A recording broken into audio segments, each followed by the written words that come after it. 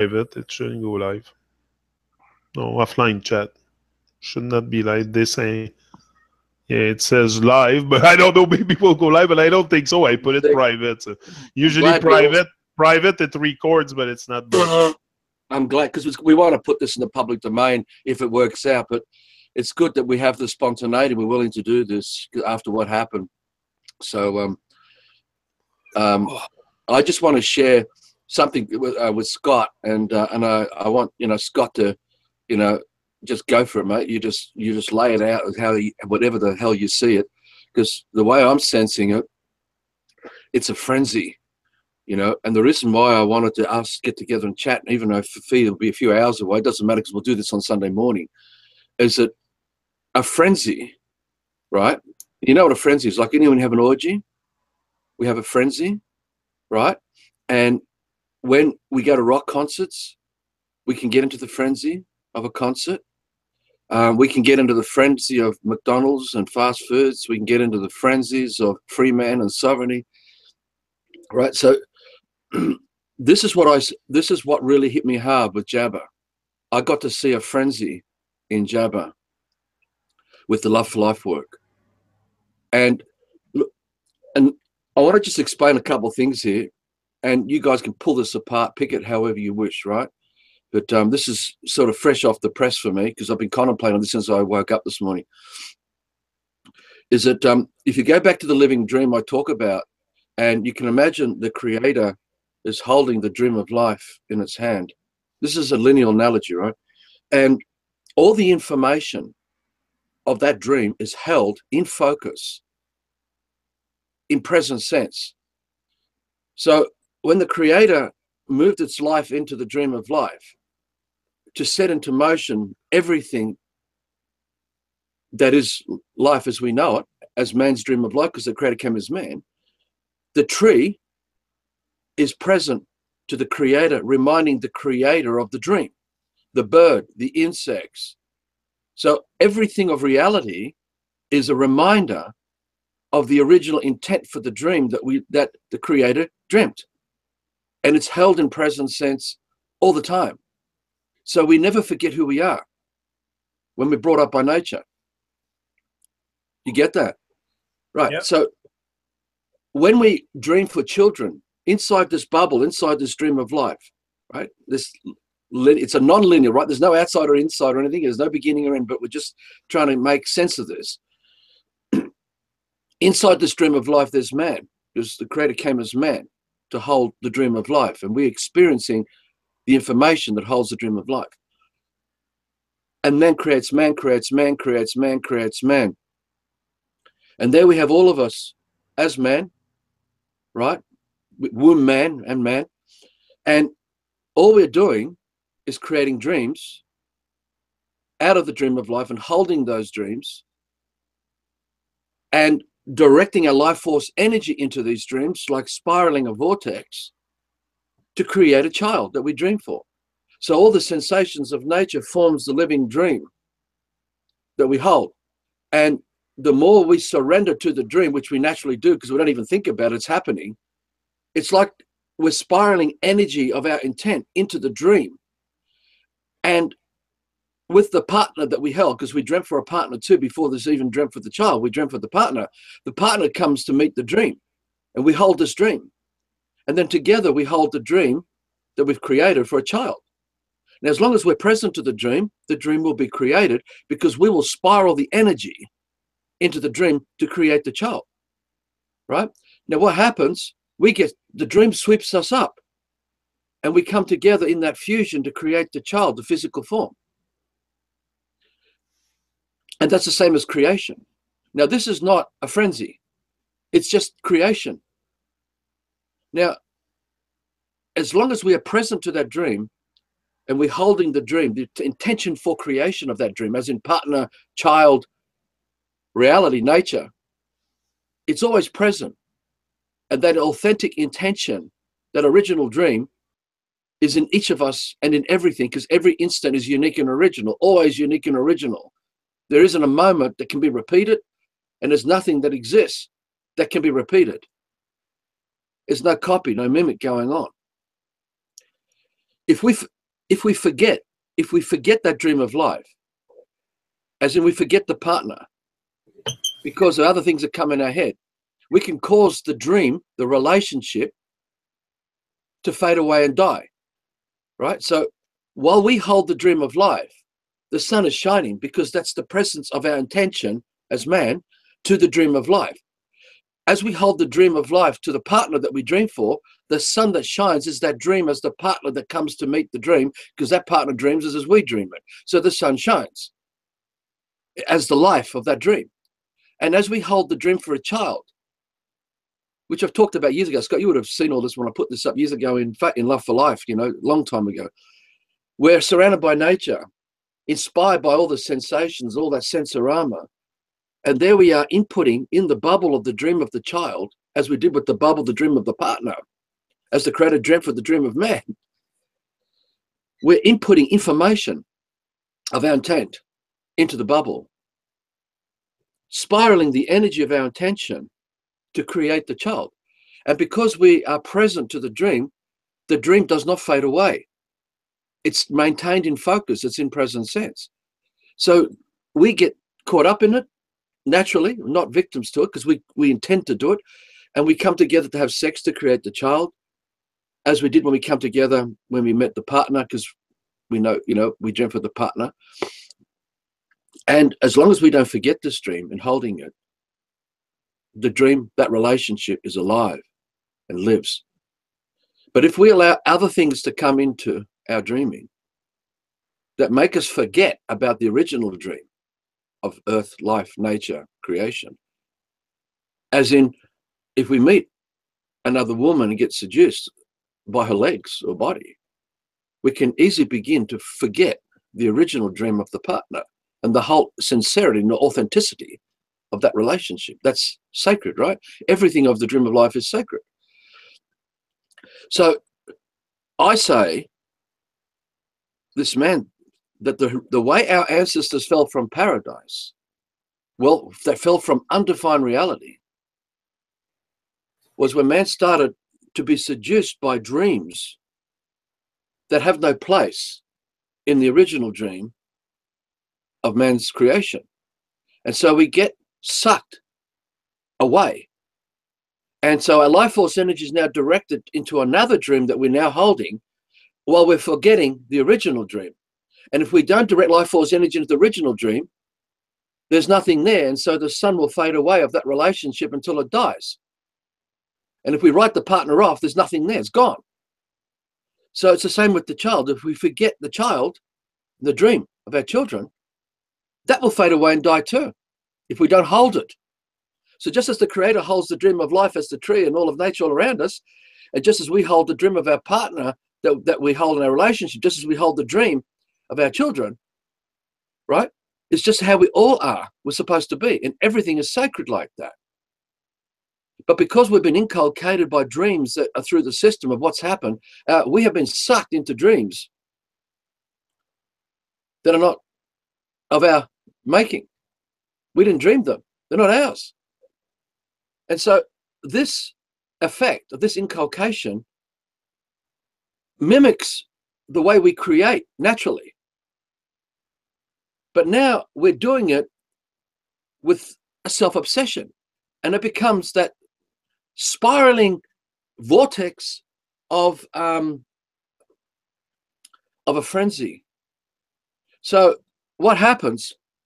We can get so seduced into sexuality that we can end up in an orgy, and we get lost in the sex that we don't sense who the real woman is. We don't sense who the real man is. And we don't sense anything, or even who we are.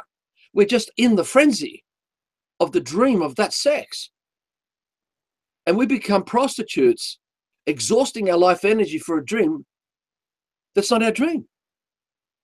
Now, we do this in so many different ways in the system, because this is exactly what the system is. It's a frenzy.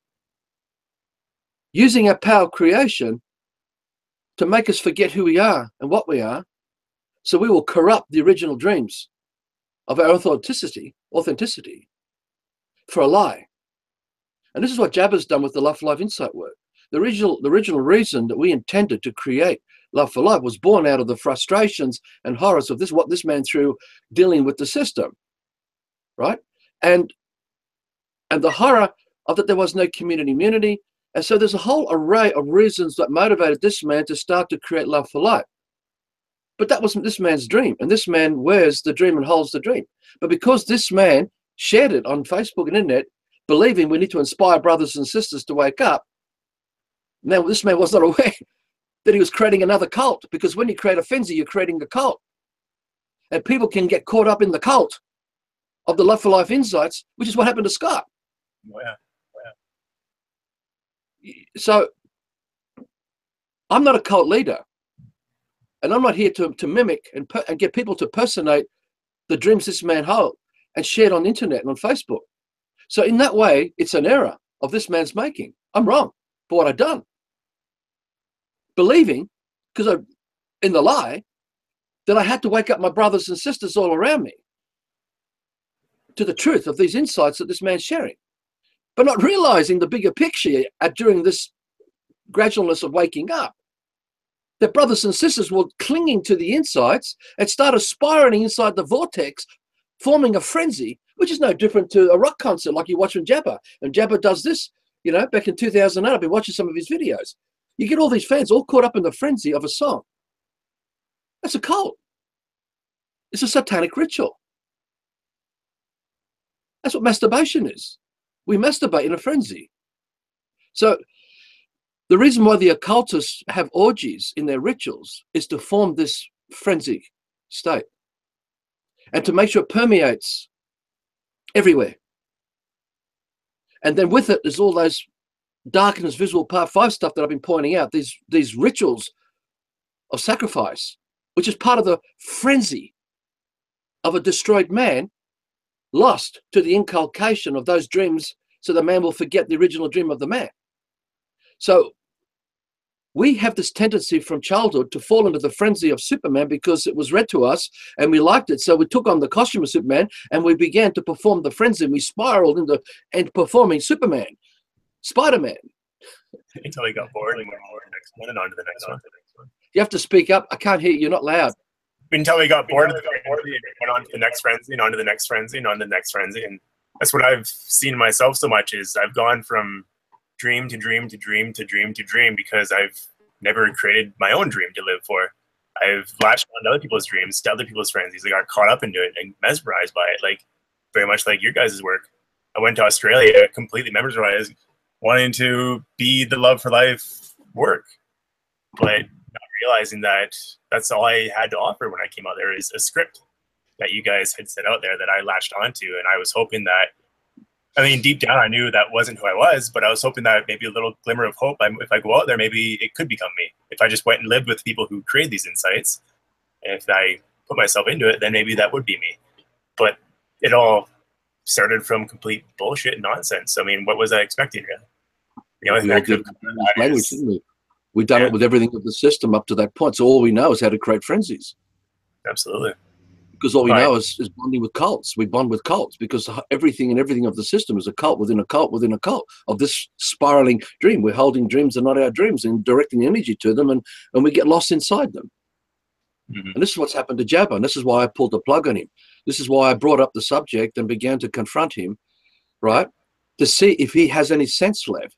Now, the way Fiona, what I'm talking about Fiona too. We counseled each other about it before we did anything. It was premeditated what we did. There was no anger, no rage, nothing.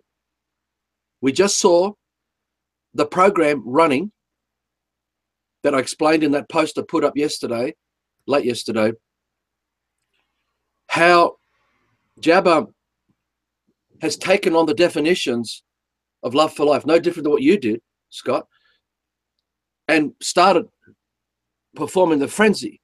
And when we enter inside this Frankenstein's obsession of that frenzy, the reality is not sensed around us. Just like when you're in the orgy, you don't sense the living man. You don't sense anything. You're in the orgy, in the frenzy. So the same thing happened with Jabba with the love life insights that filled the emptiness of his doubt and uncertainty to meet dreams that he aspired for with issues he had with authorities in Switzerland. Now, one of the things that I kind of am noticing with a lot of the work that you did back in the day were a lot of first party, third party stuff. And I've noticed that he clings a lot to that. And he thinks that that's like the only way to sense something is if it's physically right in front of you. But he talks about it very often where it's like, well, you can see through people's actions. You can sense through people's actions that this is what's going on. But he refuses to have other people see that through him, to see his actions and see what he's doing and be like, hey, this, according to what I'm sensing and what your actions are portraying, this is what you're doing. But as soon as you say that, he brings up the first party, third party. Look, how do you know? Where's the proof to back it up? Where's this or that? It's like, that's the occultic ritual that he's practicing. Yeah, that's an occultic ritual, right? Now, I'm responsible for that and not picking up on that when people were complaining to us over years about Jabba's attitude about this stuff. Because when you get a little caught up in the frenzy, he won't sense Zhani. He won't be able to nurture Zhani, which we talk about in the stuff. We'll put up all the links to all this stuff so people can read everything about it. We won't be able to sense the authenticity of others around us. Because when the program of that ritual is instigated, when the ghetto blaster and all that information is repeated and we're in the spiraling of that frenzy, no different to a rock concert when you're playing a song and you're in the vortex of it and then you get an audience all do it and you're all doing this. It's the same thing. Exactly the same thing. Politics, going to vote in elections is the same thing. Operating in the, operating in the cars, So when you are trapped in the self-delusion of our own making, which we've all done, we're all responsible for this. This man's done it. We become desensitized because the noise of the ghetto blaster is what we're focusing on, it's what we're holding. And the original dream, where we can sense reality all around us, is faded away. So reality is not on our radar anymore, and only the ghetto blaster is there, and we're pushing this. It's the same as a rock concert. You could be singing a song, and everyone could be trapped in the hypnotic trance, but no one can sense anyone because everyone's in the song. Well, like you mentioned something that was quite truthful too with the scripts. Everyone's in the song, but everyone's also behind their scripts and behind their walls of what they should project, what they want to be seen to be doing. And like the scripture is very, very telling to that whole situation where, yeah, it seems as though Jabba's got this script of everything he needs to say in certain situations that come up. And if he says it just right, he's protected because this is his comfort zone. If he says this and doesn't stray from it, then he's right in a sense. He's holding that dream. And he holds that dream. And we had that scripture. It's like he's defined his reality there, hasn't he? From reality, yeah. It's no different to like the insights that you talk about where, you go to the daffodil and say this daffodil is yellow, or you go to a tree and you say this tree is a deciduous tree, it has this, it has this. All we're doing is projecting the script that we have in front of that tree and completely cutting off to the living presence of what we call a tree. And also, he keeps defining my character also, or hijacking it, like, which I don't really appreciate. But he hijacks it blatantly. Yeah, like, I saw this heavily because Fiona and I, we willingly gave him our lives on a platter yesterday. And you watch how quickly the frenzy started. Yeah. But he doesn't see what's behind it because the reason he holds that dream, which isn't his dream, which is totally encoded in Love for Life insights that he's practiced over the years of exposure since OPPT started in 2011, 2012, when he first came across our work. And we introduced it to him and nurtured him quite often at times because we were communicating, just like we did with Scott. Nurtured Scott. But Fia and I weren't aware of this frenzy and what would become of people because they're not actually creating their dreams. They're just mimicking ours. So when we have a yearning for freedom or a yearning for truth and a yearning for love, we're already in the victim state of seeking something outside of us because we are not even holding the dream of who we really are because we haven't created it. So we're now looking for something else to fill that void, and then we become bonded to it, and that begins the frenzy It's like a shattered reality that we need to fill all pieces with definitions to form the definitions of a man that operates in the frenzy of that ID, that identity, that's all-seeing eye that we have claimed that who we are. And so we perform from that script that Scott is talking about. So we've got the script. And that to me is what is he referring to exactly when he says I'm in confusion and I'm lying and this and that? What is he talking about? Because I have no fucking clue what he's talking about there. Right, wrong. His world has been defined as right and wrong, and because of all the insights he's built up, that's defined the reality that he sees. So everything comes out of the definitions. And he imposes these definitions of right and wrong and carries out the ritual on others to meet the definitions he's putting out there. See, the right and wrong don't exist. There is no right or wrong in that way. Because undefined man has no place inside the stereotyping of what's right and wrong. We can sense when we're doing harm. We can sense when something is not on our radar. But that's as far as it goes, because everything else is desecration to the uniqueness and originality of a unique original man. So we impose, look, you cannot act the story of Alice in Wonderland or the story of Harry Potter and perform a movie without the script already in place. So you can't perform the right and wrongs of definitions without the script already in place that you default to all the time, that you keep promoting as the right and wrong. So Jabba, and all of us have done this, we will subject others to the definitions that define the version of reality that we claim is true. And so we will try to pull people into that. But in doing it, we're just continuing promoting the cult of defined reality, because we're coming from a defined reality to impose our will on others to meet the definitions that we see as being the truth. I mean, it's so simple, it's ridiculous. And this is what we got to see. And when people, we've had so many people writing to us complaining about Jabba, but I think that the penny really hit Fee and I. And if Fee doesn't come back early enough today, you'll get this on when we do our Sunday morning thing with you. We'll bring this up so you can hear this from Fee. But we've stressed the point. Jabba thinks we're angry. Jabba thinks that we were all these things he's claimed. He has no idea that we actually provoked the frenzy in him. We wanted to see whether he would even do it with us, whether he would bite the hand that fed him all these years with these insights. And you know what he did? He bit the hand. Now, that doesn't mean we're better than him or we're his master. It's just simply he has no respect because he cannot sense the authenticity, the uniqueness of another undefined man who's outside the box of definitions he runs with to push this. This man, Arthur, used these methods in the courts, in the law and authorities, and shared this on the internet, right? Thinking to help others. But it was this man's dream. I was not operating from a script, and still don't. They can come and kidnap this body anytime they want. And this man already is what this man is, will be what this man is. Doesn't have to operate from any script because the man is already holding that dream. I am that dream. But in pushing it out there passionately, I've created a cult following. And Love for Life is not a cult. That was never our intention. And we never wanted people to be lost in the definitions of the insights we share through the alphabet language and then get caught up in the frenzies of these definitions and start imposing these definitions on others. Right? And that's what I saw. And we're sitting there, and we did this intentionally with Jabba, like a red rag to a bull. We offered our lives up on a platter to him.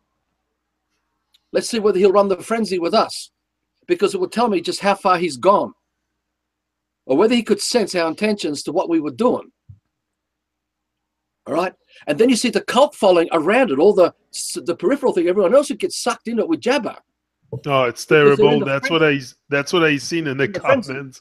It's the same as a rock concert. So Jabba, bless his heart, he's innocent. He doesn't have any malevolent intent. He doesn't have any malevolent intent, just like you, or Scott, or this man, or Fiona, and many of us. There is no malevolent intent to intentionally harm. We are just get caught up in the dreams of the frenzies that we've energized, And we get sucked into them to become these Frankensteins of that self-obsession, not realizing what we've done. Right? Okay, but So, if I'm not like me, the reason why I'm on YouTube is because I'm working on a dream. I want to become a world-known motivational speaker, and I say it out loud every fucking day. That's my dream. I'm working on it. I want to become a speaker, and I think Jabba doesn't like this. This is maybe why he thinks I'm lost. But that's my dream, and I have a living dream. I'm holding on to it. I'm working on it every fucking day. I wake up. I'm live and direct on my other channel. And I practice my speaking. This is what I want to do. I want to speak to people. I want to inspire people. I've been ordained to do great, and I'm not going to fucking stop. I'm unstop the fucking ball. Maybe learn from what's happened here. So, sorry, Scott.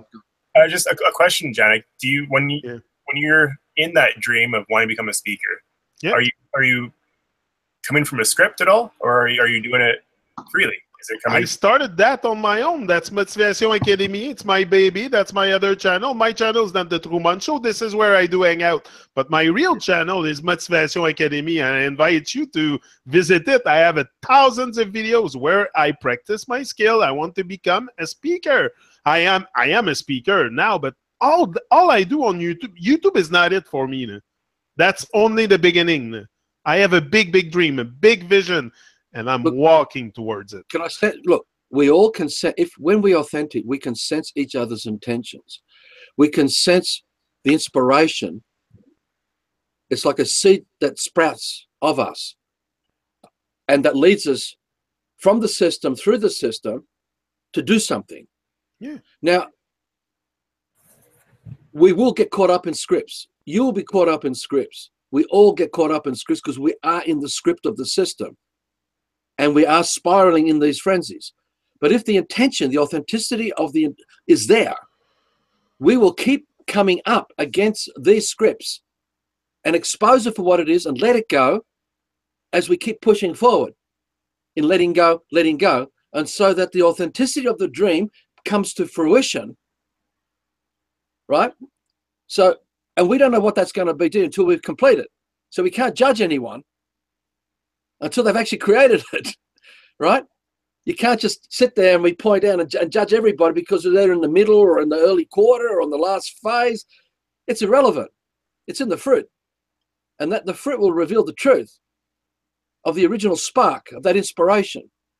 So why Scott, correct me, Scott, if I get it wrong or add to this, he's saying to you, are you sure you're not operating out of a script to define what Janik is, to fill the void of Janik, right? Now, I'm not saying you are. No, Janik. I think, no, hold on. It's good to talk about it. I want to talk about it, but I want to talk about it in a respectful way and not being tortured by questions like he wants to do. He needs an answer like he's fucking God. I'm waiting to talk about anything, Arthur. You know me, Arthur. The other day we went real again, and we're going to go real again. I don't hide anything, but do I have a script? I have nothing scripted. I am off from work. I'm at home, retired. What the fuck I'm supposed to do? Watch TV or give my time to humanity? I get it. And I get it. And that's why Fee and I enjoy having these chats with you, because you give us a lot of space to express the insights and you do what you do. So the authenticity of that intention shows through in spite of all our fucked upness, in spite of how fucked up we each are. Right? Do you get that? Like, who knows if I'm saying to you, are you still conscious? Are you conscious of the scripts that will suck you in, especially if you get more of a bigger audience? Because that's what happens. The ego can kick in and we get lost in the frenzy of our own delusion. I will never be a sellout. I will never be a sellout. Never. I will always speak my mind, the most honest I can do, and that's why you don't see me on YouTube with all those flattered fanatics, because I can sense the fucking bigger picture. Not totally, but I'm sensing it, and I have a responsibility, if I can sense a bigger picture, just like you, just like Scott, just like every one of us, to inspire others. They're fucking blind. Like I was blind 4 years ago. I didn't even know a clue of what I'm talking here today. Hello. So come on. You really get that. The world, Scott. Like the world needs inspiration, and that I know. I was in need of inspiration. I went on YouTube. I found it. I came out the dark. Other people are gonna do it with me, but I'm. Not, I say it every day. I'm not a fucking guru. I'm not here to save anyone. I'm trying to save my fucking self. That reminds me of kind of what Arthur said in the beginning about how, you know, their intentions with Love Life work back in the day were not to go and save people per se, or like your intention were to go and wake people up. You wanted to help your brothers and sisters, but it wasn't their responsibility, right? So careful that you don't take on that responsibility to go and be the guy who wakes people up to save people, to bring people out of this, right? Just, and I'm not saying that's what you're doing, but just be careful. And I'm just saying, like, Arthur didn't realize this in the beginning. He held that dream. He was inspired to share, but just be careful how people will take you, and just be vigilant. It happens. Exactly. I was like that, Scott, at the beginning. I thought I wasn't to wake up the world, but now I've grown up. I've grown into this, especially being with Arthur. Did many hangout, did many reflection, but I don't want to save anybody anymore. I don't even talk about flat earth and shit like that anymore. It's too deep. The truth is too fucking deep. And even people, they have no clue. They have no clue. You have to seek it. You have to do some work on yourself. But I want to shine a light that maybe can put people in some kind of direct. I know I can do this. I know I can be a good coach. I have good skills for that. So I just want to shine and just, I don't know, just move out the dark and the glory, Janik. If the glory is not all roads leading to Janik, like all roads leading to Rome, then the glory of each man meeting their own heart and be inspired by it will work, and you will achieve what you're holding of that dream, because it's authentic. And anything that comes along and you realize, oh, I have to let that go, you'll let it go because you hold the bigger dream if you are authentic. And that's what Scott's saying. That's what we're saying. And this is why we did what we did yesterday with Jabba, because the bigger dream has been lost. Jabba is not holding it. The crucifying, he crucifies other people inside the definitions of right and wrong that only are in the Frankenstein persona that lives in that matrix. But that right and wrong is not operating outside, just like the frenzy of people in an orgy of sex is not, the real people aren't there because no one's sensing anything of the real people. Everyone's there getting what they want from it, right? The orgasms and all that stuff, right? So this is the same when you go to McDonald's, you know, no one there is going to sense the real man. And no one there's going to sense the real animals in nature when they're all harvested to be fed the dead corpse materials through McDonald's or KFC or whatever. There's the whole system, you know, is all this, motor cars, everything of the system is this offering of distraction because we don't hold the big dream anymore of the original man. We've forgotten it. And now we're running the scripts and performing these lies, these definitions, right? So each of us can only be responsible to say yes or no to these temptations as they come along. And if we are strong enough, we will face it and do what needs to be done, which is, again, what Fee and I did yesterday. We actually did what we did to unplug from this Frankenstein now called Jabba, who's running around with Love for Life Insights, which is pretty much all our work, right? And we have no problem, but he is actually using it to crucify innocent people. When the whole purpose of the Love for Life Insight work was there to deal with malevolent intent with people who want to fuck us over and do harm. And that was the original motivation that started everything and brought me with the battle axe and baseball bats. And that's what brought Scott into coming and connecting as we were sharing the bigger picture, as we kept waking up and seeing it for what it was and writing and sharing it, right? But we had no intention and we were oblivious to this at that time, that we're going to end up with Scott coming here. Bless your heart, Scott. You know, you didn't mean it. And it was an eye-opener for Fee and I to see Scott appear in our lives here as a complete mimic of Love for Life. And the little boy, the trauma underneath it was all there. And we dealt with this. It was a nightmare, Scott. This Scott, that wasn't even a man. But he clung because of his own hurt, his own doubt, all the things he did. And Scott will talk about from his perspective, right? He's not less than me and I'm not less than him. What Scott did, this man's done too. I've been there. No doubt about it. There's nothing that Scott's done that I haven't done. I've done terrible things in my life, right? But they weren't malevolent intent. They were in the moment reactions of that frenzies that were imposed on us by others. And we sitting there lost inside these things, and we don't know what the fuck we are, what's going on. And there's a struggle, and we struggle, and we struggle for something that is us in all of this, right? And that's why I asked us to talk together and get Scott talking about how you arrived here and how you nearly killed Aiden in the car and how the fuck you nearly, you obliterated Hannah's car. And there are so many things that were going on here. Not saying that I wasn't contributing to Scott. I have my fucked upness too, bro. And it was operating here too when you were here. No doubt about it. But you get what I'm saying? The more that we share these phenomena, these man-made phenomena, maybe we can inspire people to realize Love for Life is not a cult. We're not here to create frenzies. We're not here to have fans and get lost inside the spiraling vortex of a thing that we now call a definition of freedom and truth and consciousness. Producing that frenzy is the malevolent intent, really. But like that frenzy, that frenzy that you talk about is malevolent intent.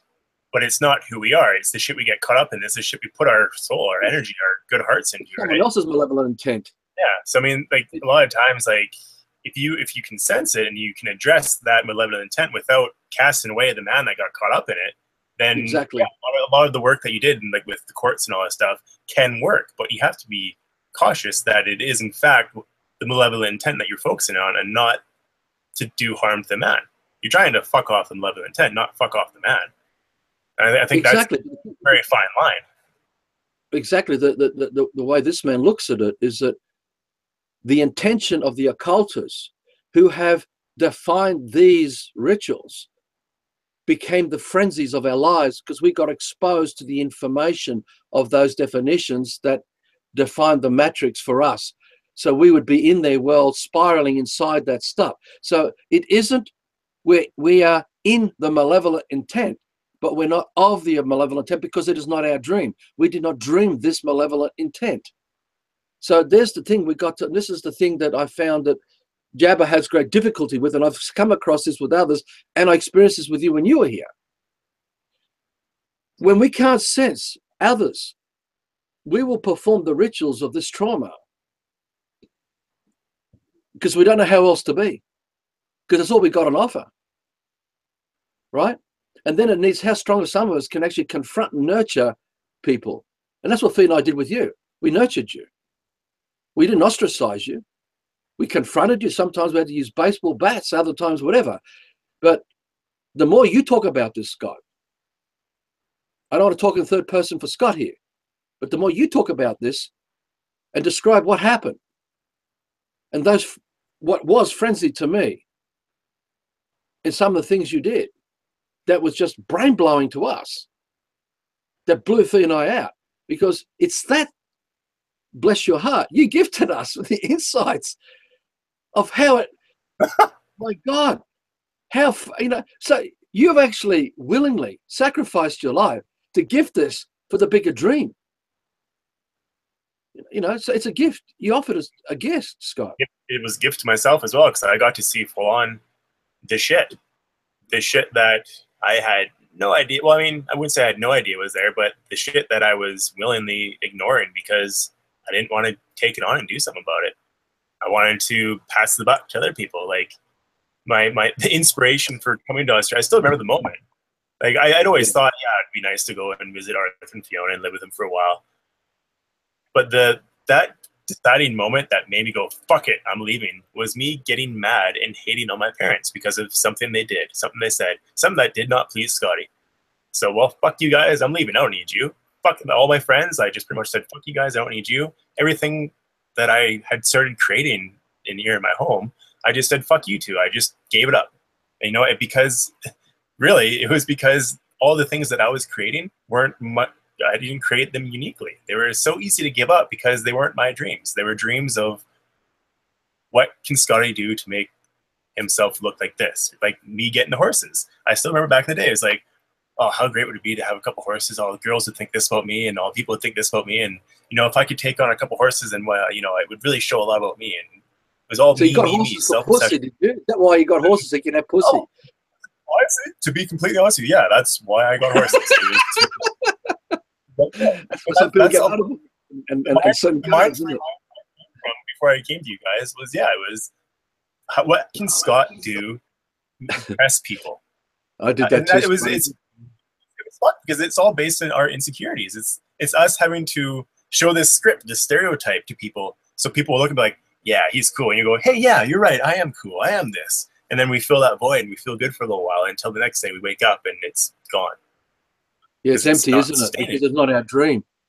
And that's why when it is our dream, there is none of that up and I down. mean, I We can't- don't have that experience. You know, Yeah. And I'm still working through a lot of that you know shit. how I know I'm not running a script in my dream thing is because I feel the same as when I was 18 years old, 17, 18 years old, the same. Yeah. So I know I'm being true to myself. I want to be true to myself. Huh? The innocence shines through. It really does. Yeah. You know, and I've seen this in a lot of brothers and sisters. There's so many. Look, the undefined reality of Johnny is still there. It's just that the scripts of everything else that's bogged you down are still running. But if we can sense the authenticity of an undefined man, we'll work with that. And this is why Trying to define himself a little bit more, trying to find some kind of meaning. I'm trying to find meaning into life. What's so wrong with this? What's so wrong with this? To go you'll after. undefine it, bro. Huh? You will undefine it because no one can define that for you. So whatever, I get it when you use this language, and everyone has different intentions behind words, but we got to sense the intent. I get. I'm just pointing out to you that the undefined Janik is the undefined Scott, is the undefined Arthur, is the undefined Fiona, undefined Jabba. That's where peace and paradise and all these things are.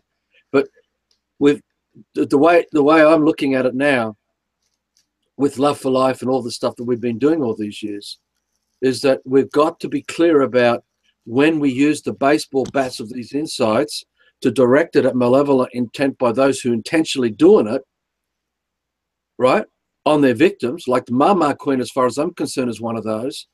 And that's the same with Max Eigen and all of them. They have this malevolent intent, even though when you go to the even bigger picture, they were babies too, and they've been seduced. But they blatantly manipulate a hostage situation to make sure the emotions of a script are running through the man who isn't able to control its effect, right? That's very different.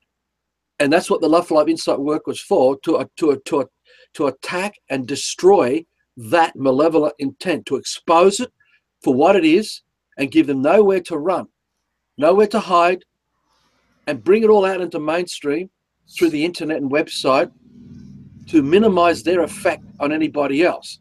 And that is, you'll see that all through our work, and Scott would vouch for this. That's why we did it, right? Because of what we went through at the hands of this corruption. But then all our brothers and sisters who do not have this malevolent intent, but they still have the scripts running through them, so that they are in the malevolent intent, but they're not of it because they're not their dreams. They don't dream to intentionally fuck you over because they want power and control over you, because you can sense the difference. And that's the whole thing about Java. In nurturing brothers and sisters, you nurture them, but not with that type of baseball bat where you're attacking someone with malevolent intent. Now you've got to inspire them, and you can use a baseball bat sometime if they are up for it and they can cope to keep breaking out of these prison states where the frenzy is controlling them and they can't seem to be able to step outside to the bigger picture, right? But we got to watch out that we don't define them, because we can create a cult out of people by doing this, because they become dependent on you for their sense of belonging, right? Which is what's happened with the Love Life Insights and with Jabba. Jabba has this unhealthy sense of belonging to Love Life Insights to give him sense of purpose and direction, to feel something about him and his life deeper down that was empty for him, that he'd been searching for, right? Same with you. You got to watch out, Janik, that in your searching for, that you don't end up becoming in the definitions of a script and run out of them, which is what we do. I'm not having a go at you, but that's what all rock and roll, the whole music industry, the film industry, the fashion industries, all these industries of the system are cults within cults. And that is the social engineering that we perform to address us in the fashion statement of those definitions and walk around as a mannequin costume of the right and wrong of this fucking nightmare, man. So but I stay aware. I grow in awareness. I expand my awareness day after day, so I should stay very focused on the truth and going where the truth takes me. That's another thing that I don't understand this question. Going where the truth takes me. Again, the truth varies with the level of awareness of the people. So for me, the truth is living it. The truth is something you live. It's not something you talk about. It's something you live. It's the truth is what it is. Okay, it's true that might be green, but it's because it's been defined to me, like you say. So what is the truth? Well, the it's truth. undefined. But that's it's undefined, right? And when all of us are creating living dreams that are undefined, we have paradise and freedom amongst each other. And we don't have a cult because no one's clinging to definitions. Now, that's the thing of the frenzy. It's so easy to be sucked into the frenzies and become cult leaders, even though we think we're not. But the de facto, we end up in this de facto state where the holder in due course, if you want to talk legal terms, is holding the definitions and influencing others who are all searching. That's why they come to the Life Alive website, why they come to the YouTube channels, because they're dreaming for freedom, they're dreaming for consciousness, they're dreaming for remedies to cure issues they have in the system. And so they're looking for anything to patch holes where that doubt and uncertainty is, because if there was no doubt and uncertainty, there'd be no searching. There'd be nothing to look for with anyone, because you already are. And you don't need another man to define anything for you, because you already are there. So you don't have any, there's no attachment. If there's no attachment, you have freedom. And there's no cult. That's the world I dream of. No one needs to find. You don't need to find anything in the world that I dream of. It's already there. Exactly. I think it's adamant too to be aware. And I kind of thought of this when Johnny, you said, you feel like you did at 18. I think because like a lot of this trauma and this brainwashing has been going on for so long, like since we were born, is how do we know what are our feelings? Like we've been trained into feeling certain ways, into thinking certain ways. So even at 18, we've already been well involved in the brainwashing. So how do we know that even that's a pure, sincere feeling? I'm not saying it's not, but it's just like, and these are questions I ask myself. Is like, how do I know this is me, the man, or is it not just something I've been trained to believe in and to give my life to? But because for my part, I always been into reggae music when I was young a lot, and I was carrying that very far. And suddenly I just stopped, and I got trapped in Babylon, having children and all that, and I kind of forgot the reggae music vibe, and that it changed my life at one level. It kind of woke me up early with Bob Marley. But then I let it go, and then I started going back and more. And then when I had time off, I just said, okay, I love reggae music. I'll go help other people into this. And then that's where I started. When I say I'm really where I need to be, it's interviewing reggae artists. I really love it. I love to know about, and I know I'm stuck into something, but that's my dream. That's what I hold on to, but I do it with good intent. I don't do it, and I do it in an intent to spark something in their head also before the show. Like I make them aware of a lot of stuff, and I point Arthur's show with me on my show. I'm trying to, and even though Arthur, I did like 8-9 hangouts with him on my other channel, I rarely talk about his stuff. I'm not retaking his dream. I have my own original dream here that I'm working on. That's another thing. I'm not retaking Arthur, and I've said also live that I don't agree with everything Arthur says, but I'm capable to talk to him, and we're capable to sit down together and have a chat, a very inspiring chat that we inspire each other. We can't define where Johnny wakes up and where Johnny is still asleep, because we're lying if we do that. Exactly. You see, we're all hypocrites because we default to English to talk to each other. That's no difference to defaulting to reggae to do what you do with reggae, or what we do with English to do with English, or what we do with anything with a motor car or a motorbike. The only difference is that the more that we sense and reconnect with our senses, we will build that confidence to let go of these things, so we stop destroying the reality, because we're returning to holding the living dream of reality, of the living man.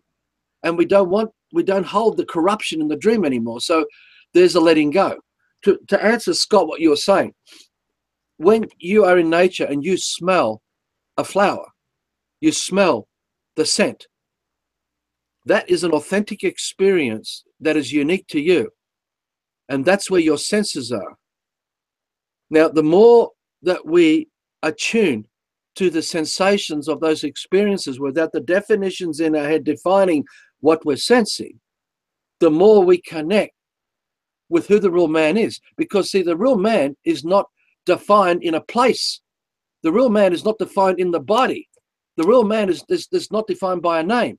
There's no location where the real man is. It's an illusion to think the real man is inside the skin of this body, of this man. We're not there. That's a lie. That was defined to us.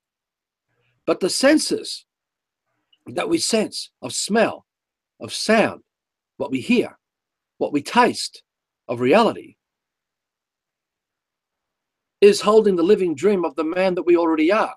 And the more that we don't doubt that, the more we are expanding our senses again and letting go of all the definitions that stereotyped us into time and space constructs, as in, oh, this is Arthur Christian in this body, Arthur's Greek, and Arthur is now turning 60, Arthur was born, he's a Leo, and Arthur, it just, you realize what I'm talking about. And then you get the same stereotype with mum and dad, and you get all the mathematics and astrology. All of this is an illusion, right? And while we default to it to help us think, I don't know who I am. What am I? Right? It means we still reject, we still doubt what we sense, the smells.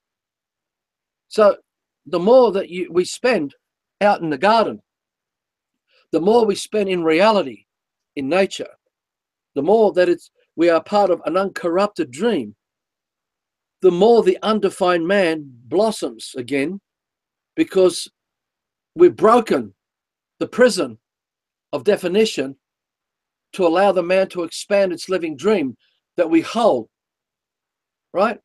And it's there as an undefined man that we are who we really are. And that's there that we can sense and anticipate other people's intentions. We can sense situations, right? And we're what we now call the extraordinary. I mean, I'm going to share a couple of things that I've already talked to Scott about, but I want this to go live. I'm going to share it. There were attempts on this man's life. Twice, there were 3 assassination attempts on this man's life. The first time was in a car, and I knew to avoid where I needed to go because there was a trap for me. I just didn't even go there. Right? I can't prove it. The second time, I had Xanthi in the back seat of the car, driving down Old South Road, which Scott knows. And going down that road, I saw the intention. I saw a picture of these men in a car. There was a station wagon with bull bars coming at great speed on a narrow road that we call Old South Road. And they must have been doing incredible speed, but the intention was to run us off the road and get our car to rock, because I was doing probably 110 on what's now become a 90k speed zone. It used to be 100, now I think it's down to 90, and I was doing 110. And I had Xander back speed. When I saw the picture, when I sensed this picture of this intent, then I saw the car coming over the hill, the car with these 4 men in it. And I had like not even 2 seconds or something like that. And you know what I did? I moved my car directly in front of them to have a head-on with them. But the moment I moved the car directly in front of them, they moved their car to the other side. Their car went off the road and rolled and smashed up. It's really smashed up. When I'm watching in the mirror, I can see this car smashing up. And I moved on. Something like half an hour later, I came back down that road. There was no car crash. It was all cleaned up. Everything was removed. But you can see all the damage to the side of the road on these embankments where it happened. But everything was removed. So there was a big psyop organized there. No different to the JFK assassination in Dallas. It was organized. The third time the assassination happened to this man, I was walking, doing these 2-hour walks. And in the back areas of East Barrel, I saw a picture, again in my brain, this picture that you sense, of 2 men in a black car with the intention to kill me. And then, I can't remember if it's moments or not, or seconds, whatever. This black car appears down the road and turns. And I knew, okay, I jumped a fence, ran across this $1 million property, and then started to climb up this, through what was a fence with hedges on it. And as I got to the top, I turned around, I heard a gunshot. Right? And I turned around, and when I turned around, I saw the bullet. Now, you know what happened? There was no time. Everything stopped. And now it was like in the scene out of the Matrix, the bullet coming directly towards this man's head. And this man was like this. If you turn around looking at the bullet coming at this man did this.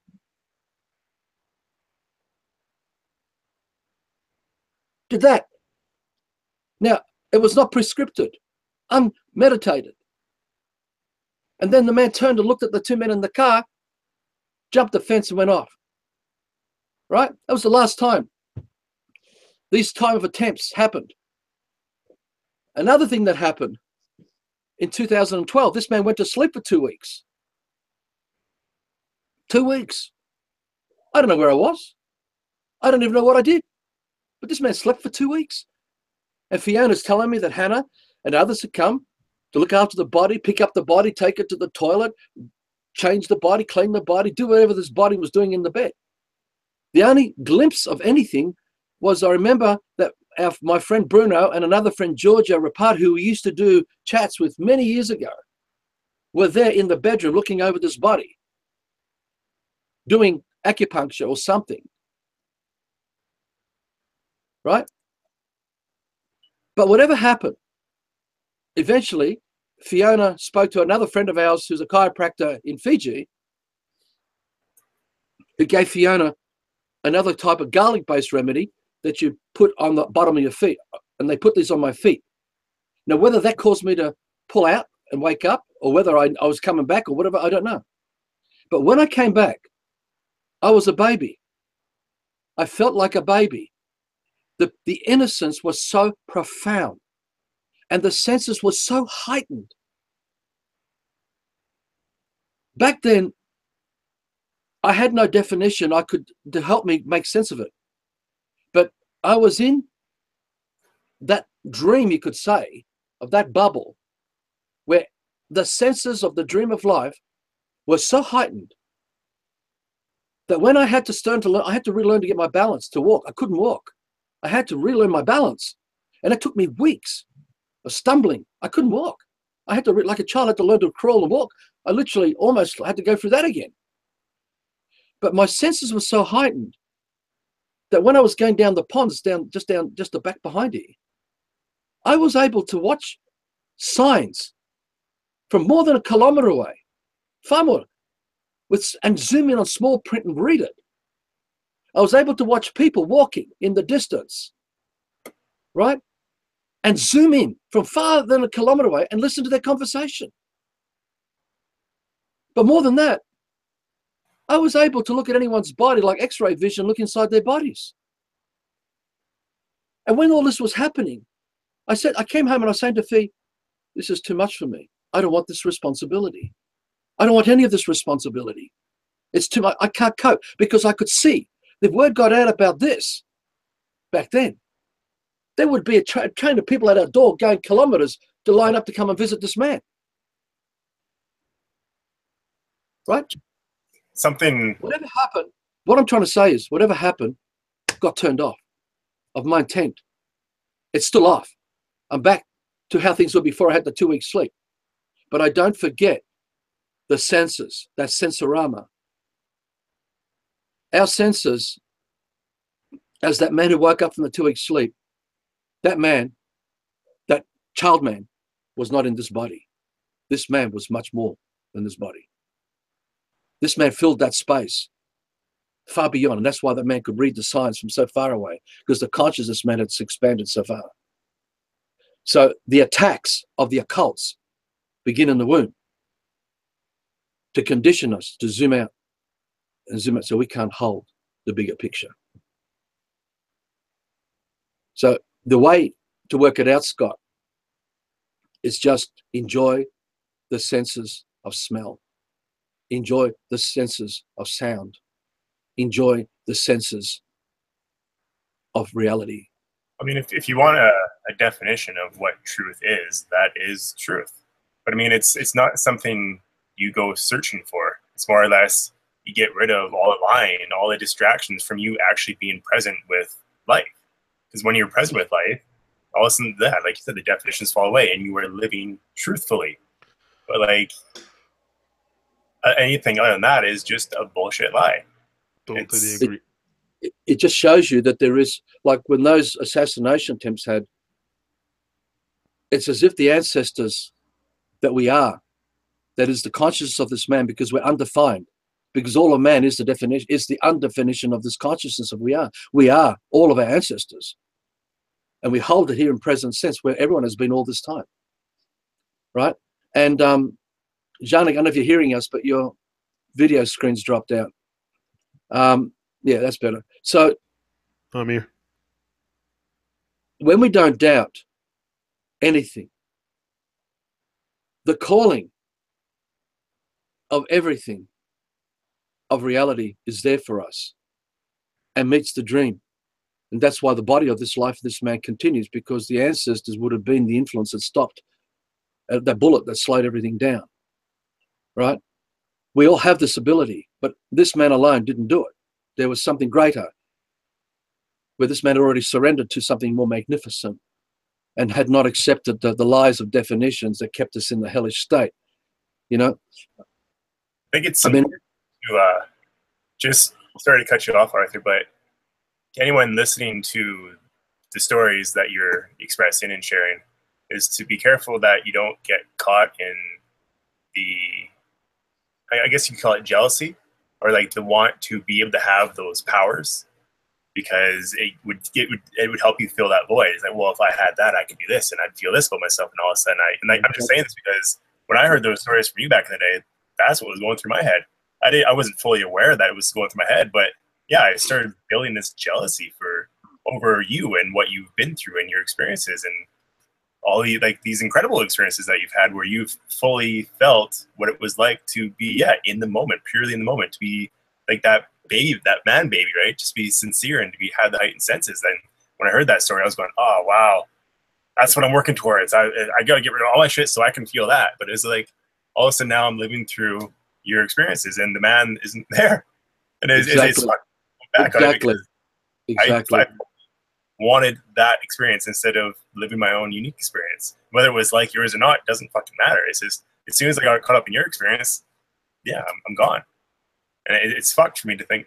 This man has no fear of death. There's something happened with this young boy when this little boy was being sexually abused all those many times between 1.5 and 4.5 years of age, and stuff where the body was taken away. Mum left me with another woman, took the body, and then 5 people were, well, I can't remember 5 people, but there would have been many times where this abuse happened. But something just exploded in this man. I refused to them to break me. And so here I was, this 2-year-old kid, no joke, 2-year-old. Mum used to type upstairs, lock me in the bedroom in a 2-story terrace upstairs, and this 2-year-old kid used to get out with the door locked and the window shut. This boy used to get out. Now, I don't know what happened. All I know is that people told me that I used to bring all these dogs back. I would disappear and come back with big packs of dogs, bring them back home. And my life at home was a horror because Mum and Dad fought and screamed and argued and all that. And then, I would go to the bus stop right near home, and get on a bus with others standing there and disappear kilometers or miles away in the city, just drifting, until eventually I would end up where someone must have realized I wasn't with anyone, and I ended up at a police station, and eventually Mum came and collected me. So there's something strong in some of us that we refuse to be broken. We refuse.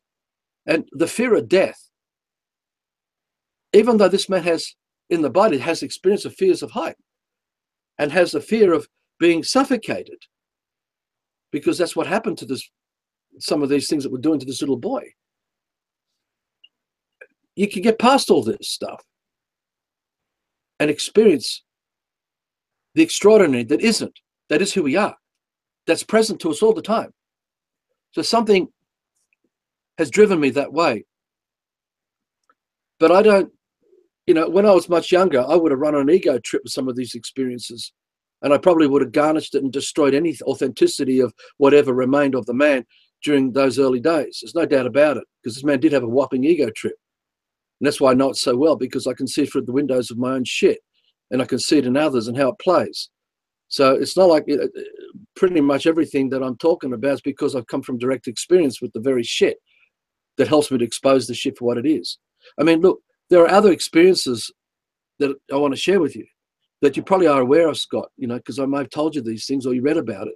But back in 1997, I think it was, when did Diana Spencer die? Whenever it happened, we had when I had my businesses and I was making money and earning, I rented a holiday home up in the Blue Mountains, which is about an hour and a half trip from where we used to live in Mossman, Clifton Gardens, in the northern suburbs of Sydney. And so we used to go up there Friday night and come back Sunday night. But for some reason, one particular break, we ended up going on a Sunday morning and coming back on a Monday. And we arrived at this little log cabin on a Sunday morning, and the next door neighbor came running over, who I didn't hardly know. I don't even recall how we even talked to them. And this woman comes running over saying, have you heard about Diana? And I'm going, and I'm, you know, this is early in the morning, we're tired, and I'm trying to pull luggage out of the boot of the car. Just, who? What Diana? What's it? It's just Diana Spencer. She died in a crash.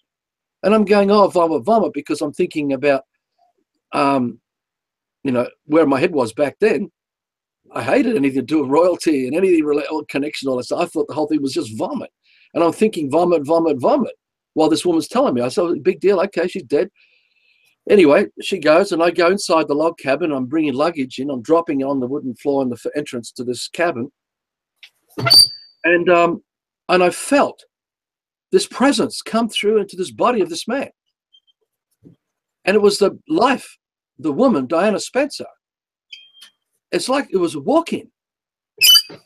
And I could smell her, I could sense her, and I could hear her. And she's saying to me, I'm so sorry for letting you down.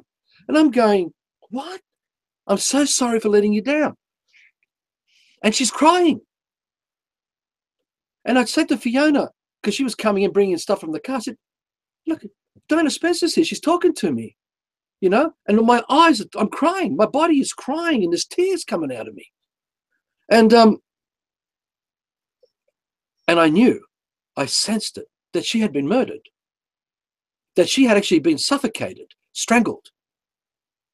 So I knew when I found out what the car crash was, she was still alive in the car. But there was a ritual done on her body, and she was being choked to death in that ritual. So she was murdered in the car. So whatever happened would have stopped others coming to her.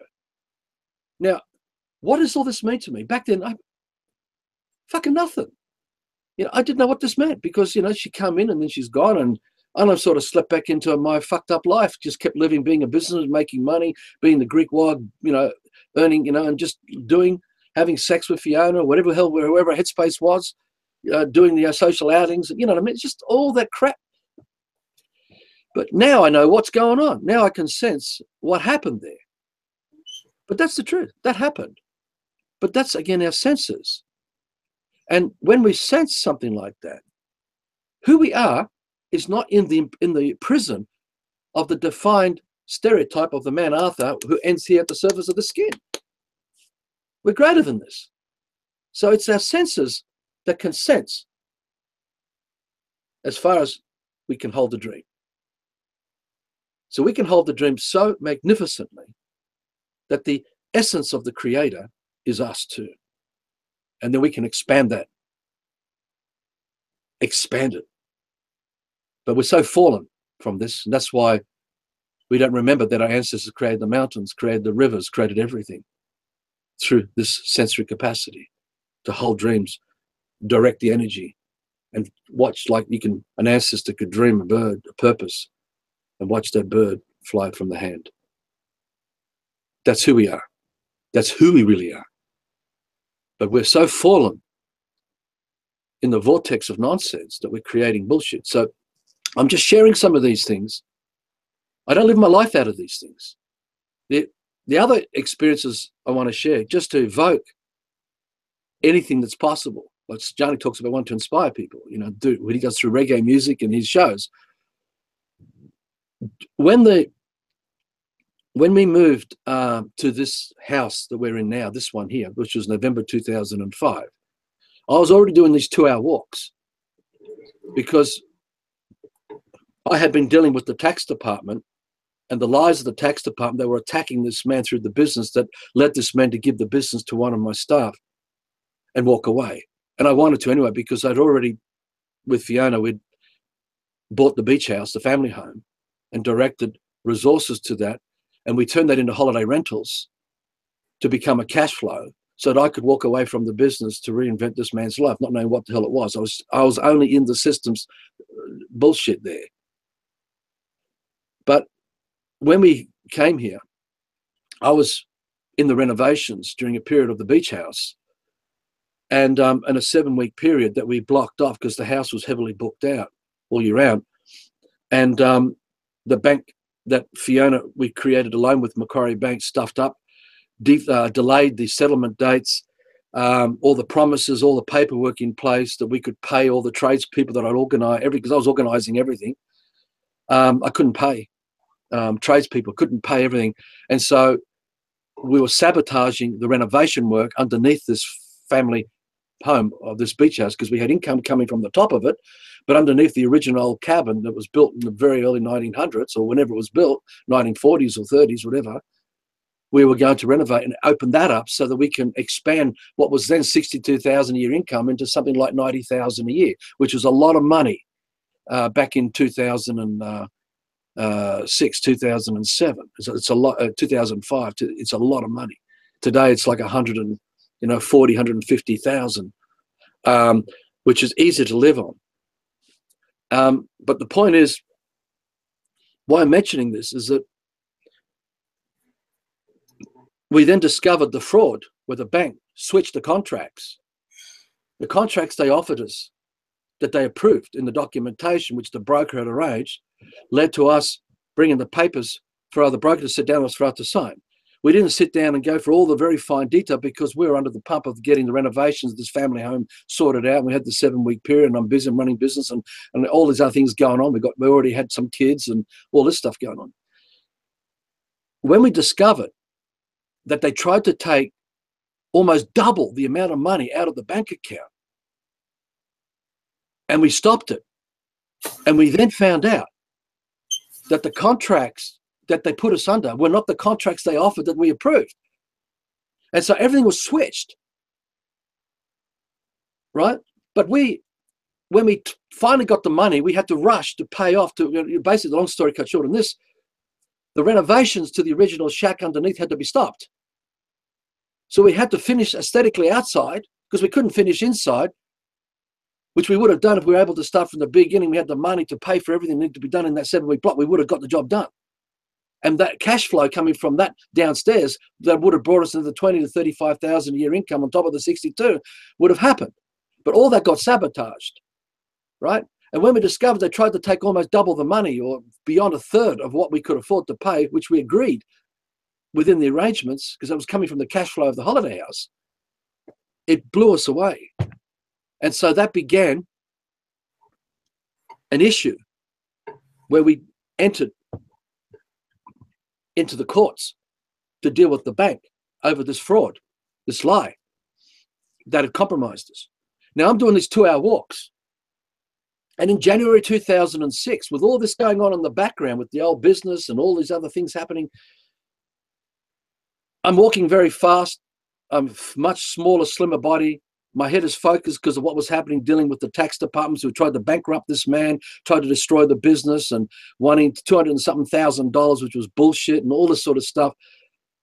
I kept my head together And now I had another fraud coming with Macquarie Bank on top of it. And where they tried to bankrupt this man, I refused. I just told them to fuck off. I'm not signing nothing. I did nothing, which is the best thing I ever did. In hindsight, years down the line. The reason I'm mentioning all this is because during these 2-hour walks in January 2006, I had a series of events that happened that made a huge imprint on this man's life.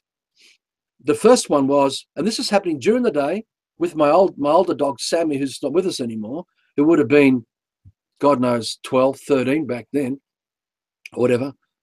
Well, I can't remember now. But the long story was that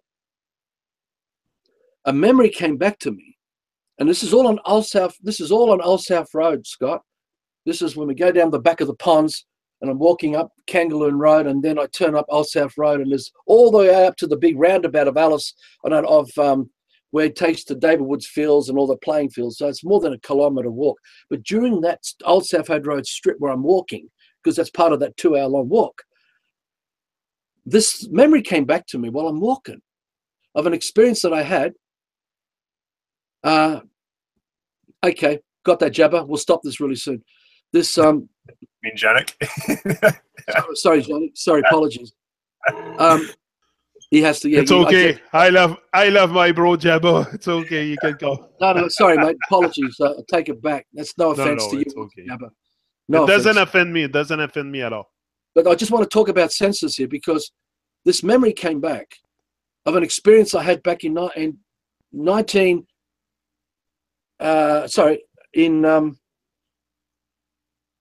Hang on, where was I?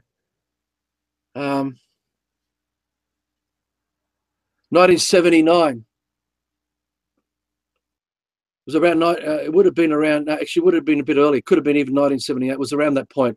I was living on a farm in a family home that no one was living in a remote location as part of a wider community that was involving an American guy who had a lot of money, and he was spending money in different projects, and there were different people coming in, and I was seeing all this community stuff going on. A lot of it became miserable for a lot of people. But anyway, one morning in this location, I was woken up with this presence of a being in the bedroom, and I'm looking up at it, and it was androgynous. It wasn't male or female, and it had all the lights of wholeness of life. And I remember the gold and the yellow around it, and the eyes were all the colors of wholeness, and the feeling of the peace and joy, all those things that people describe from near-death experiences, that incredible joy and peace and contentment was there. And it didn't ask anything from me. It didn't tell me how to do anything. And I can remember seeing its face to its neck, and it faded rest into what we call the ether. And it had such a profound experience on me. But for years, I kept garnishing, thinking, oh, what was it? Alien, UFO? Because that's where my head was. I didn't comprehend all these things. So here we are in 2006 in January, and this memory comes back of that experience. And I'd said to myself, what was it? And when I said that, a voice spoke through everything that exists, through all the clouds that were around, all the trees, all the leaves, all the ground, all the soil, through the whole of every cell of this man's body. This voice said to me so powerfully, it was the face of God. But it was like 3 or 4 men all punching me down and around the belly button area. And my whole body buckled over. I literally buckled over while I'm walking with my dog. And all the breath came out of my body. And I literally ended up in a suspended state. I had no breath, and I was in flux. Because if I don't breathe, I'm going to die. But my body burst into a state of elation. This white gold light appeared all around. The tears and my whole body sweating. And that feeling of joy and peace was all there. And the timelessness, there was no time. And it was like what I experienced back in 1979. And then I pulled myself together, and then I rang Fiona, and I came home, and we talked about it. What do you do with this experience? What does it mean? You know? And we didn't know what to do with it. So we had this imaginary bookshelf that we invented. So let's put it up there as a reference point. Move on. Move on. We did. We moved on. Some weeks later, we're now into February, probably very late February. Same walks. Same location during the day, 11 o'clock, 12 o'clock during the day. Walking fast. You know, cars going past and all that. Bang! This man on the land moves his whole body in front of me, and he's what we now would call an Aboriginal man on the land. And he gives me his name. He actually talks to me, and his name was so long, but I call him Gugadunga because I cannot explain the bigger picture of this man's name. And he says to me, I've been waiting for you for thousands of years. And I'm going, what? What the fuck? You know, and I'm looking at this man, but the feeling of that peace, that light, that joy, the elation, all that sensorama that I experienced 79, that I experienced with the face of God thing that spoke, all that stuff was there. And he was a man on the land. And I knew he was a man on the land. And I'm in a timeless state. There's no time. And then whatever happened, stop. He didn't ask anything from me, didn't tell me how to do anything, just as the voice didn't tell me how to do anything, just as that face didn't tell me anything, I had to do anything. There was no script, nothing. And I just did what I felt I had to do. So I stopped the walk and went home because it sort of faded away or whatever happened. I came out of that. That man, he moved his body, and it was a physical man like us, moved his body. I went home to Fiona and said, you're not going to believe this. I think I'm going fucking crazy, you know, and we got talking. And I've got to point out the dog was also addressing the man too. It wasn't just me. The bloody dog was looking at the man, looking at whatever it was that voice that spoke. We don't know what to do with this. She's, you know, I said, I'm going to ring up. So I got on the phone. She said, no, she says, Fiona said, don't bother. You know, he'll find you when the time's right. She's saying to me. And I'm going, oh, fuck it, no, I'm typical. No. And I'm ringing, I'm talking to Aboriginal tribals along the way, trying to work out who is this guy, you know, because it's all new to me. You know, basically they're going, yawn, boring, boy. This is all normal stuff for them, you know, normal stuff. So we put this on the bookshelf as Reverend moved on. Weeks went past. We're now into March, April, something like that. Same walk along the line. Bang, an American Indian appears. And he's something like 6'3" and the most incredible looking guy I've ever seen. And I'm not talking physical Cary Grant Hollywood looks. Just a stunning man with his American Indian with feathers and all work. And he says to me, I've been waiting for you for thousands of years. Same thing as Gugadunga. And he tells me his name is Running Water and that he's the spirit man. And I sensed that he meant spirit guide, you know, something like that. But I knew he wasn't a man on the land. Right? And so I'm in again, all that elation, the joy, the sweating, the timelessness, all those things that were re-evoking from all the others was there again. And then that ended. And I don't know in the timelessness how long that goes for, because I can imagine it could have been 4 minutes, 1 minute, 2 seconds. I don't know. Got no idea. I stopped the walk, go home to Fiona, because every other day I'm walking, I carry on for the 2 hours. This time I'm stopping 20 minutes or whatever into these walks. I said, you're not going to believe it. I think I'm really gone. You better organize to get me locked up. I mean, when these experiences were happening, if someone was driving past me on a road with a straitjacket in their back seat and they saw me talking, they probably would have pulled the car and swung in and come and grab me and lock me up in a straitjacket and take me away. Because that's the kind of madness I was sensing about how do you explain these undefined experiences? We talk about it. What do you do with this? What can we do with it? He didn't ask me anything, didn't tell me how to do anything, just mentioned these things. Who the fuck are we? What are we? And then we put it up on this bookshelf, leave it there. We're not living our lives out there. We're not going to create a book. Oh, God spoke to me. Gugadunga spoke to me. Running Water spoke to me, and write a whole book about all these things and then garnish it even further. We didn't want to do any of this. So we moved on. And now weeks went past, and now we're into May 2006. Similar location, somewhere along this 1 kilometer strip, because it's not happening exactly the same spot, but it's happening along this 1 kilometer strip. Bang! Gugadunga and Running Water both appear in front of me looking at each other. And I'm sitting and swearing on top of it, this is fucking bullshit. You're a man on the land and you're a spirit man, but there's no fucking separation between you. How can that be possible? It's fucking bull. And I'm swearing, man. I'm going right off my fucking head. This is bullshit, you know? And then they turn around and together say, we've been waiting for you for thousands of years. And then when they say this, I'm not placing any importance on the man because I'm trying to work out what they're talking about. And then it's like in a movie cinema. It's like the curtains are coming up and then the film begins. It's like they moved apart, and there before me were lights of consciousness, of souls of man. And I cannot define what that meant, whether it's quadrillions, zillion, trillion, billions, or whether it's hundreds of millions or tens of thousands or multi-hundreds. But this unified voice of uniqueness, originality in every instant of it, said, we've been waiting for you for thousands of years. And they burst into a song that was like black gospel music, but it wasn't black gospel music. It was this extraordinary song of joy and all that. And my body started dancing, and the dog was dancing. And I'm thinking, God, I'm becoming normal. For the first time, I think I'm becoming fucking normal. But I don't know what that meant. And then whatever happened, it stopped, and all the elation, the joy, the yellow, the blue, the sweating, and all that happened. And I go, oh, I've got to go home and talk to Fiona because she's at home. I go back to Fiona and says, I think I'm becoming normal, you know? And we got talking about it. I said, what do you do with this? What does it mean? We didn't know what it meant. So we put it up on the shoe shelf, move on. Within a day or so of that, or whatever, very small period of time, the banks went down and changed the locks on the beach house. And that brought me into the law. And I knew it was all connected. And that gave the big burst to the Love Life Insights. And ever since, the inspirations of the senses that are beyond this man's defined state was able to make sense and build a picture of something much bigger than all of us that we really are, that we had forgotten. And I got the sense that when they were saying, we've been waiting for you, what they were intending was they're waiting for us, for man, to wake up, to remember who the fuck we are. It was not about me, the man, because there is no such thing as me, the man.